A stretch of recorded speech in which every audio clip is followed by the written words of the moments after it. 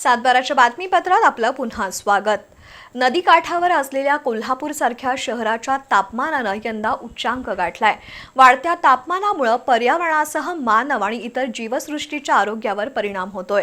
तापमान कमी करण्यासाठी वृक्ष लागवड आणि हिरवळीची निर्मिती हाच प्रभावी उपाय आहे, असं प्रतिपादन सिद्धगिरी मठाचे मठाधिपती अदृश्य काळसिद्धेश्वर स्वामीजी यांनी केलं। उजळाईवाडी विमानतळ रोड परिसरातील स्वास्थ्य बागेला भेट दिल्यानंतर ते बोलत होते। उजळाईवाडी विमानतळाकडे जाणाऱ्या रस्त्याच्या बाजूला असणाऱ्या फोंड्या माळावर स्वास्थ्य बाग साकारण्यात आली आहे। सिद्धगिरी मठाचे मठाधिपती अदृश्य काळसिद्धेश्वर स्वामीजी यांनी या बागेला भेट दिली। वाढतं तापमान आणि पर्यावरणातील बदलांविषयी स्वामीजींनी चिंता व्यक्त केली। दिवसेंदिवस वातावरणात कार्बनचं प्रमाण वाढतंय, त्यामुळे पृथ्वीच्या तापमानात वाढ होतीये।